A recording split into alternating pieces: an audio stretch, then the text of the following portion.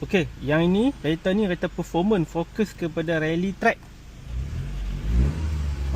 Yang ni Toyota GR, tengok tu, Toyota GR-MN. Master of Nürburgring. Okey, saya pun tak tahu sebut macam mana. Dilengkapi dengan JBL. Yang ini memang padulah, ada sport mode, track, push normal. Select sahaja. Tu dengan ada IMT, tengok ni. Intelligent Manual Transmission. Okey. Kereta ni memang kereta tak ada auto. Dia memang manual, kereta sport. Tutup pintu pun. Dia memang tak ada dengan ni frameless lah, yang ni unit ni. Tengok tu, frameless, tengok frameless. Mileage baru 24,000. Okey. Yang ini model ni dia bukan Yaris GR-RZ. Yang ni GR-MN lah.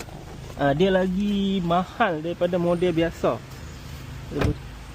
Tengok ni, dia punya model dia. Yang ni GR-MN, Master of Nürburgring. Saya pun susah nak sebut. Dia tak sama dengan model yang ini. Yang putih ni, ni GR Yaris RZ. Ini lebih kurang 1.7. Yang ni lebih kurang 300. Di tengah-tengah ni bukan GR.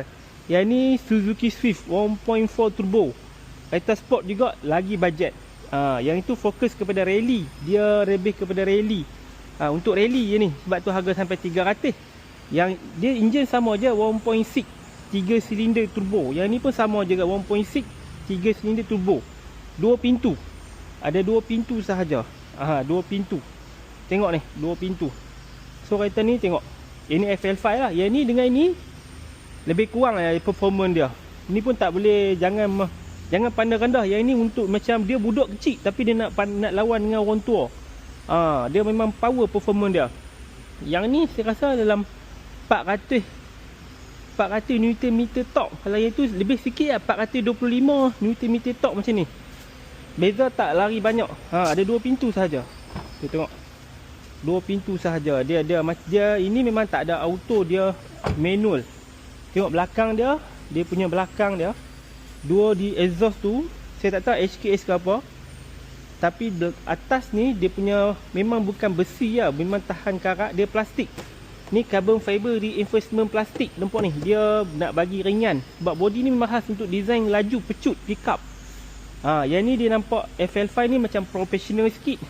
Dia matang sikit. Yang ni dia tak apa matang, dia ganas, agresif.